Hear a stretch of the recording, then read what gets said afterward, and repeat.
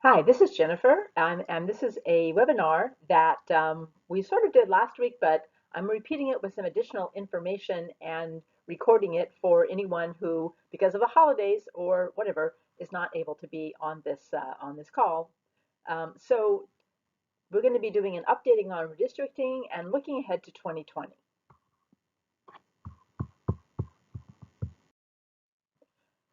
So specifically, we're going to look quickly at where are we on redistricting, the court action and what's happening with the map redrawings, legislation, and public support for reform.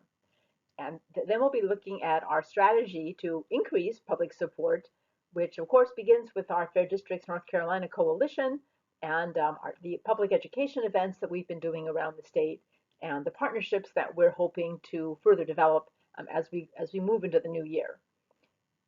Thirdly, we're going to see how we can possibly improve our collaboration with the local leagues, both the larger leagues that are already pretty much all of them active in this area, but also the smaller leagues. And I'll explain why we're especially interested in the smaller leagues, beginning with some new maps and look at how the political breakdown is by league and a proposed strategy shift which includes our ask to you, but we also really want to get your reaction to these ideas and what you think of them. So let's begin with where we are today. On the right, you can see the new congressional map, which was drawn sort of in response to a lawsuit brought by the Holder Group, Harper v. Lewis.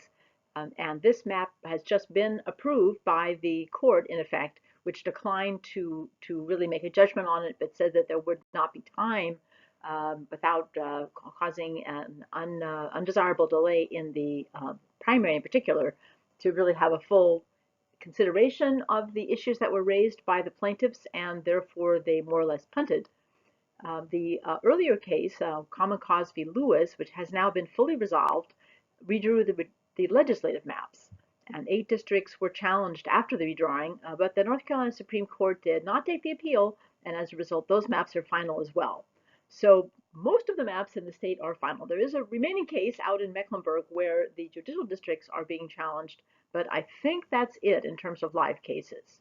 So the legislative maps in particular are better than they were. Well, actually, both the congressional and legislative maps are better. So this is kind of a glass half full, glass half empty story. The legislative maps are on the Senate side. Only about 1/3 is gerrymandered as they were. And that map got bipartisan support and is, by all appearances, a sweetheart gerrymander. In other words, one where the two parties collaborated to create safe seats for everybody. The House one was a bit more contentious, and that remains half as gerrymandered as it was. Both of these maps tend to lean Republican still, so we'll see what happens next year. The congressional map also became somewhat more balanced, considerably more balanced.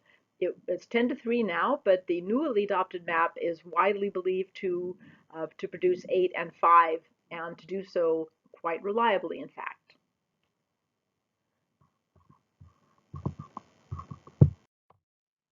So I'm going to start with some examples of looking at particular cities around the state very quickly, and just kind of showing how if they really wanted to keep cities and cities whole, which is very important for good representation, then they probably wouldn't have drawn the map quite the way they did.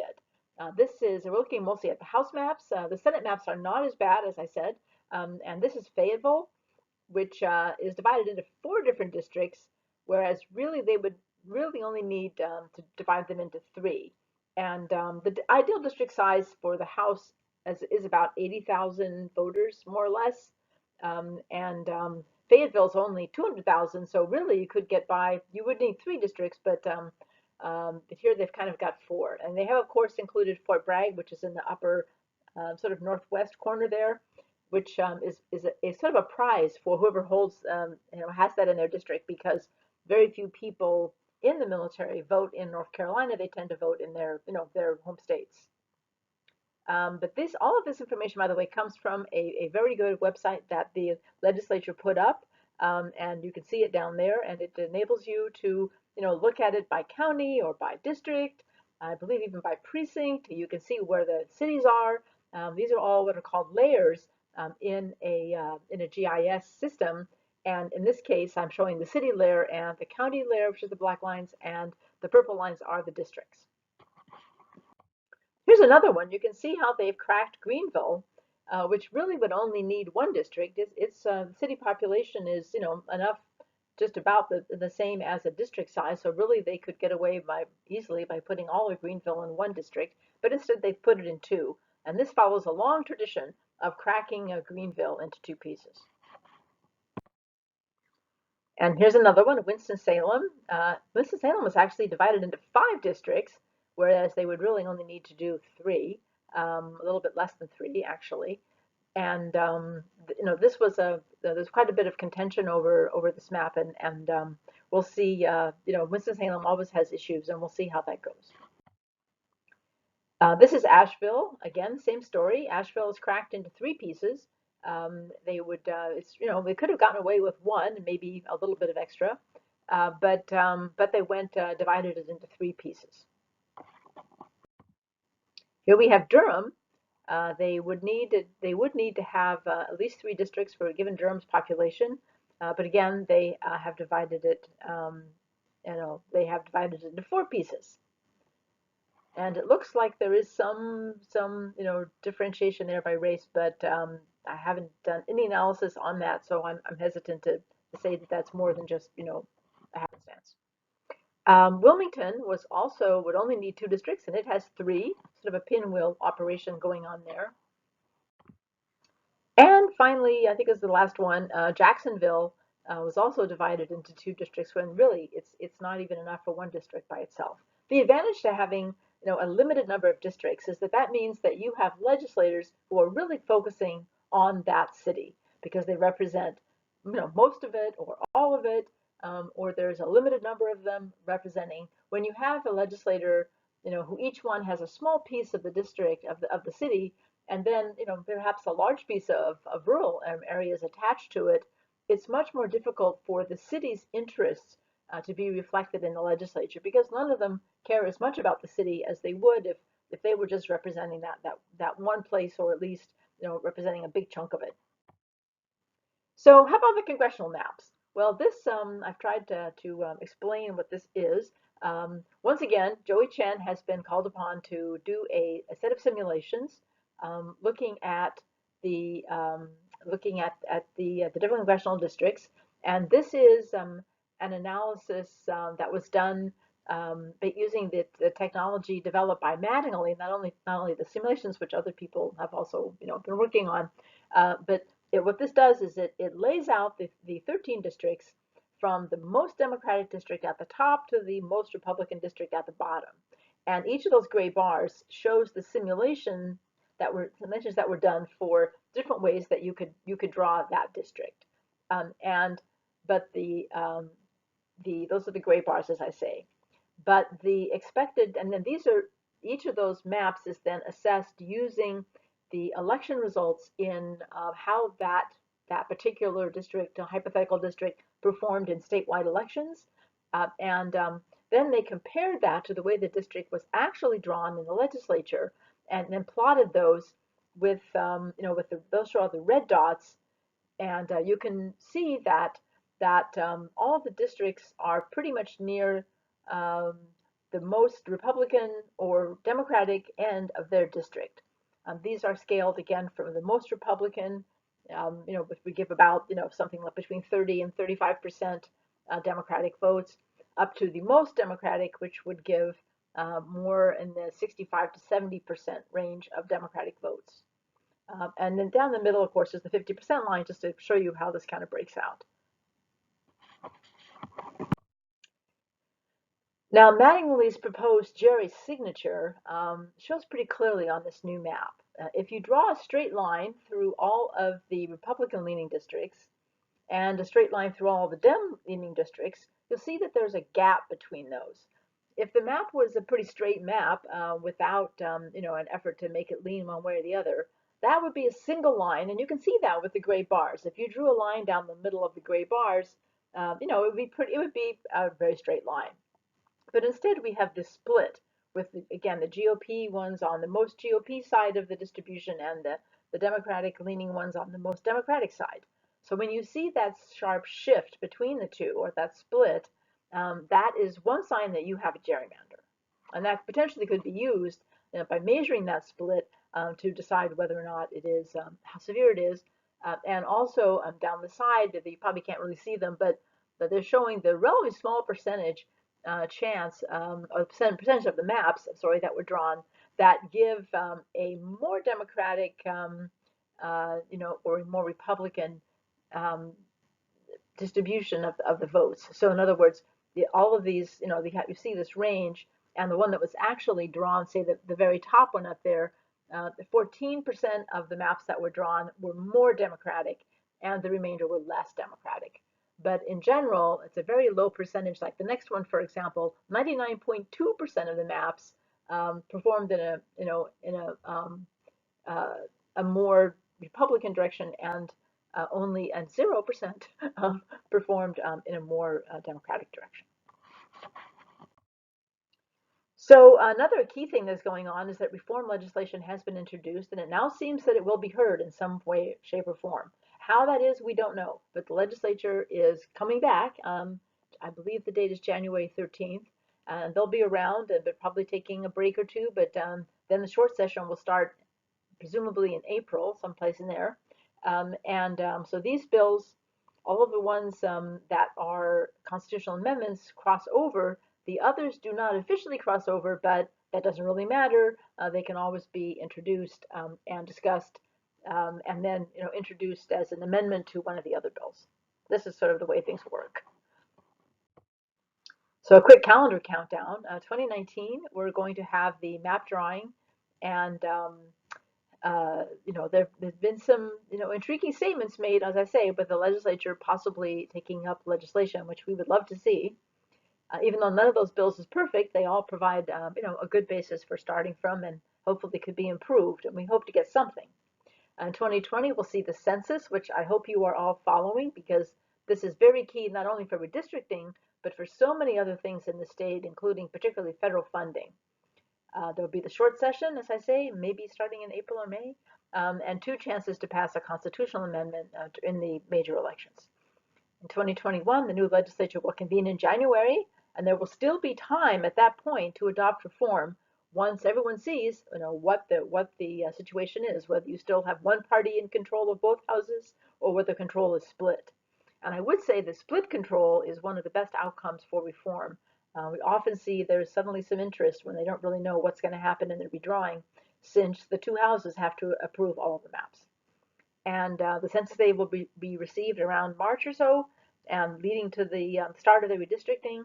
But they don't really have to be redrawn immediately, because the first time that the new districts will be used is actually the next year, 2022.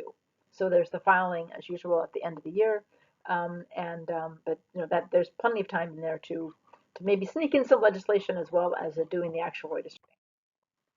So I've mentioned something about the census, and here's some important information about that. The North Carolina Counts Coalition, headed by Stacey Carlis, and here's her contact information, is really doing a great job of getting the word out that there is so much more that needs to be done. And we really hope that that you can get out there and volunteer, join your local NC Counts coalition, and like whatever. I know many of you have already done that. I know people in Robinson and Orange Durham, Chatham, and Wilmington have joined their committees, and I'm sure that others have as well. We also need to be ready to oppose the use of citizen voting age population to draw the maps. This is something that Hofeller argued for very strongly, and it was actually the reason for the citizenship question that was proposed but turned down, is that he wanted to be able to use not the total population, but instead a population number for each each precinct, etc., that uses not only the citizen population rather than the total population, but also only includes the voting age population, which would exclude children. Since there is quite a bit of difference in how children are distributed within the population, the cities are have much greater share of children relative to the rural areas, and also the African American population and other minorities have a much higher share of children as well compared to the white population. So using this as a basis would automatically skew the districts to be, as Hofeller said, to the advantage of, quote, Republicans and non-Hispanic whites, unquote. And that particular statement was one of the things that got the Supreme Court to rule that the citizenship question had to be removed. But nonetheless, the president has ordered the data to be collected from various government existing databases, which there are a lot of. And so this is something which the legislature could choose to do, and we have to be ready to oppose it. Because the census determines not only how we redistrict, but also how billions of dollars in federal and state funding are allocated. Those presumably would be allocated based on the total population, not on the reduced population. But there is also a danger of an undercount because they've underfunded the census. A lot of it, as it says here, 80% of people will in fact not get a paper form. They will get a postcard asking them to go online and fill out the form there. So that is going to be a real challenge for a lot of people, although there will also be enumerators coming around to count them, but the number of enumerators who they can hire is much less than is really needed due to budget cuts. And in addition, they're having a lot of trouble hiring them and filling up their labor force. So if you know people who want a short-term job that pays, I think it pays $16 or $17 an hour, and you have to get a security clearance and so forth. So they really need people to apply for those jobs right away, although the work would not start until next spring, as I say. Um, and the undercount is really dangerous, particularly for minorities, low-income people, and children, who historically are the people who tend to be undercounted. And so therefore, it is very important that these complete count committees get out the word and encourage people to participate in the Senate, in the census. Citizen engagement, to educate people, to encourage them to have confidence in it, and so forth, will absolutely be critical, although only census employees or family members can fill out the forms. So what do we need to get done? As I mentioned, the census, complete count, don't forget that. But in terms of redistricting reform, we've got both the legislative reform pathway, and that can either take the form of regular legislation, which would have to pass the House and Senate by March at the latest. The governor could veto that. So that's one way. The other way is a constitutional amendment, which must pass the House and Senate in time to get on either the 2020 primary or the general election ballot, and of course requires 60% in each chamber. So those are the two legislative pathways. We also have work to be done in getting ready for the redistricting itself. At the state level, this will be done in 2021 when the data comes down. And the NCGA committees will set the rules for how this is going to be done. And they will then go on to adopt the maps in each chamber, unless we do get a reform to reduce that complete power over the maps. At the local level as well, there will be redrawings of county commissions, city and town councils, school boards, and so forth. And there's also, for the redrawing itself, it's very important to educate the community, and hopefully there will be community hearings, we hope, but people need to be ready to stand up and as shown by the maps that we looked at earlier, be ready to insist that their towns not be divided, or if they are so large that they must be divided, that they're divided in a way that makes the most sense for citizens and will result in the best representation when people are elected from those districts. So getting to yes on the reform is a difficult task, but it is one that we have been working on for several months now, and of course going back many years as far as that goes. And our primary focus has been trying to reach conservative voters with a pro-reform message, which we find when we can talk to them that they are actually quite open to this. And one of the things that we're seeing is that there is very strong support for some type of nonpartisan redistricting in the state. You can see the little table there on the right that 62% of the voters overall support such a reform, and only 9% disapprove. But there's still quite a few, 29%, who are not sure. Democrats support it the most strongly, with the independents right behind them, also supporting it by both of them by more than 2/3. But if you look at the conservative voters there in the middle, in fact, they are less supportive, but still, the among the among those who have an opinion about redistricting reform, they support it 3-1. But there is an even higher level there who are unsure, and then so overall is obviously 20 points lower than the support by Democrats or independents. And there are other groups that are also have quite a bit of high levels of being unsure about the reform. Women, sort of a natural target for us, and young people, those under 25, tend to have even higher levels of really just not being sure whether that's a good reform or not. So that's our education target. And as I say, the House leadership has been saying that it wants to move a bill and to do so by March. So that's very encouraging. The Senate is, radio silence. And but on the other hand, they remain committed to having the legislature draw the maps and approve the maps.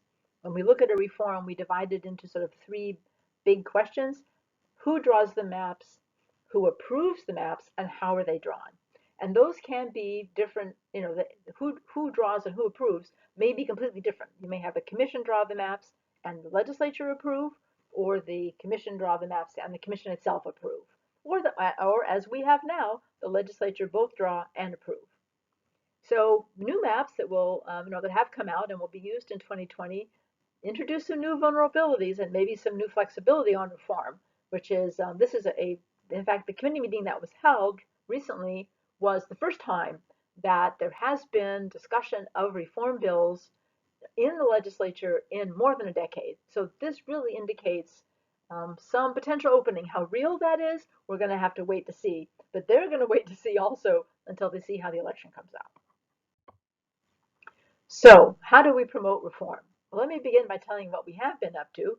We've been reaching out to voters, particularly in the districts that are held by conservative rules and redistricting members. And we've been holding community forums with support from a lot of you. And we've also been doing postcarding, again, with support from the local leagues. And I want to particularly thank all of those leagues that are listed there who have been very active in supporting this work and have been tremendous help in getting to more voters. We've also been reaching out to voters generally, asking them to endorse our 5 principles for reasonable redistricting reform and conducting speakers bureau, responding to invitations to go speak. I hope that you will go and look at our coalition website, which is fairdistrictsnc.org, where you can endorse the 5 principles for what a good commission design would look like. You can also sign up to volunteer, you can donate, and I've been trying very hard to keep an up-to-date summary on the first page of the website that really explains what's happening with the court cases, where the redistricting of the different redistricting pieces are, etc. So it's all like one summary of less than a page or so. And there's some links there to more information, etc. And the other thing that we have been doing is building a broad-based coalition. Everyone agrees that you must have a broad-based coalition to succeed. And we have been trying to develop a coalition that extends beyond just the traditional kind of progressive groups, given the need to bring conservatives along as part of the reform process in order to succeed. And this broad-based coalition strategy has been the basis for success in every other state that has gotten reform. Our groups that we have in this, I think, are good. We want to continue to build it. But we have, in addition to ourselves, the North Carolina Council of Churches with their 6,000 member churches, the NAACP on a statewide basis, as well as several chapters, Church Women United, which is again a statewide group, and the Libertarian Party, which is a conservative party, and of course also is present statewide. We have our website. We have to also develop marketing materials and social media, and we're very active actually on social media. We're also very active in Blueprint, which is another coalition of progressive groups, which is about to actually begin undertaking a series of redistricting schools around the state, 4 of them, including one in Greensboro and one in Nash Edgecombe. And actually, I think there are 3. I think they cut it back to 3. Sorry about that. So Nash Edgecombe, Greensboro first, Nash Edgecombe, and then there'll be one in Bladen or Robinson or something like that. the location's not been set yet.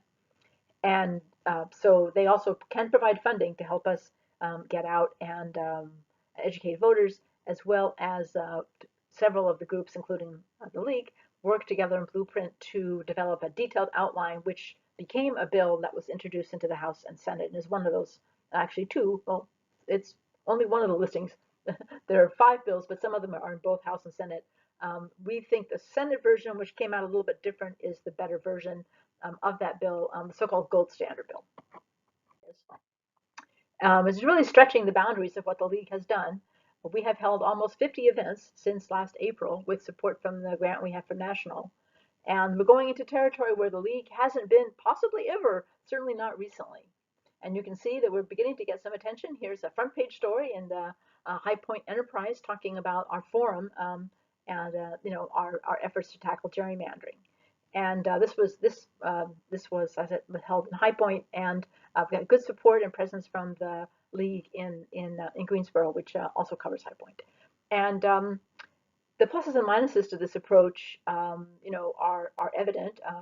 On the plus side, we're making new contacts and working with new partners. We're introducing the League to people who maybe haven't had a League speaker in a long time, if ever. On the other hand, it's hard to draw very many people in these relatively small communities, and it's difficult for local leagues to support since there aren't necessarily leagues nearby. But we're getting better at it, but really, I would say we're not getting better at it fast enough. And so we're really, rethinking how we can continue to reach our target voters, but do that in a way that enables us to work more closely with local leagues and to really bring programming to league areas, as well as continuing to to reach out in general to conservative voters. So how do we up our game, but keeping our focus on strategic voter education? Well, at the state level, the Fair Districts team, and which is the equivalent to the Fair Elections Action Team, are continuing to build and improve our coalition activities. We're reaching out to new groups to see if we can bring them in. We're continuing to partner, with our established partners who have been very active in these different events, providing speakers, helping us to get the word out, helping us to get venues, and so forth. We want to expand our support to the local leagues. This is part of what the board wants to accomplish to strengthen our network, not only by strengthening our existing leagues, but also potentially seeing if we can create some leagues where we're not as currently present. Increasing our media, both earned, meaning people that come and cover us, and unearned, letters to the editor and so forth. And it would be nice if we could reestablish the lobby corps, which includes activities reaching out to the legislators when they're at home and they're in their districts, as well as in Raleigh. I don't know whether that's going to be something we can achieve, but it would definitely be a useful thing to try to do. And of course, raising money and generating other resources such as volunteers. At the local level, there's a lot that can be done in all of our leagues, whether they're, regardless of the nature of their delegation. Educating local voters by holding educational events, by tabling, in other words, standing out there at an event and distributing literature and talking to people, and postcards. And we can provide support for all of those, as I'll discuss. And we have been doing, as many of you know. Census work, education, and partnering with local organizations to help get the word out on this. Candidate forums and Vote 411 may provide an opportunity to ask about redistricting, depending on the questions that are chosen for Vote 411, but also in candidate forums, whether you use the candidating approach where candidates sit around it, so people sit around a table and the candidates rotate, or the traditional forum with the candidates up at the front. And you can also engage with our state partners locally, which many of you are already doing. Many of you, of course, work with the NAACP, probably fewer with the Libertarians, but the churches, the church community as well. And then outreach to nearby counties, including hopefully seeding some new leagues. Here it's worth mentioning that National has come up with a simplified structure to create a league, where you only really need 3 or 4 people who agree to be league members to get started, rather than having to say, well, you have to have 20 or some very difficult to reach number in order to start a league. and they are recommending a simplified management structure that really enables people to focus on the work of the league rather than getting bogged down in the management when they only have a few people, because then it becomes difficult to sustain. And that's really what we want to do, is to establish leagues that can flourish and grow, as well as reaching more and more voters and being present in more areas. So, we would love to hear from you on which activities work best for local leagues. Based on our experience over the past year plus, we think that these are the things that really make sense for local leagues to do, in not only in redistricting but in other things that you're working on. Postcarding, and we provide postcards, we provide lists, we can reimburse postage, and the local league, we hope you'll be able to print the labels and organize the group to postcard. This seems to be something that league members are very comfortable with. Our postcards are uh, pre pre-printed, so not a lot of writing is involved, just a little to give it that personal touch, and the labels and stamps and so forth. Speakers Bureau, we help reach out to groups that you identify and provide a speaker or train local speakers as well. So we have done 2 training sessions already. We can do more of that if people are interested. We provide the PowerPoint and other materials, brochures, endorsement forms, and so forth. That it's really, but you guys know better who the groups are, and this is a good opportunity also for the league to get out and offer something tangible to those groups beyond what perhaps you would be able to offer them locally. And tabling and collecting endorsements. Tabling is where you sit at a table at an event, like a fair or a holiday festival or what have you. And we provide, again, training materials, can provide some additional volunteers possibly. If you guys can, print the endorsements and input the info once you collect it online, that would be great.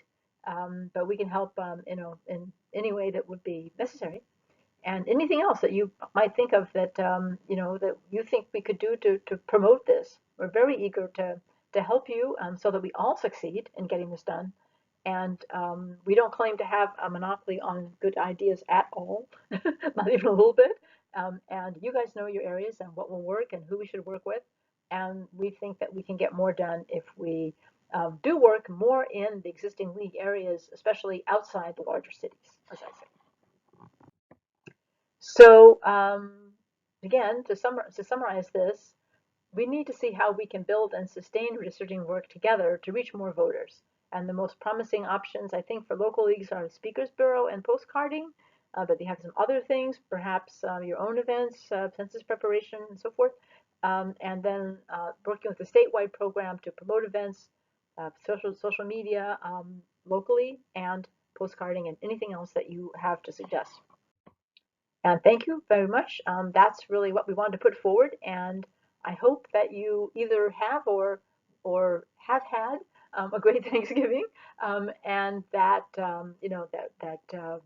we will probably not be doing a webinar unless something dramatic happens next month because of the holidays. And we normally do the fourth Wednesday, and that would obviously be right at Christmas time.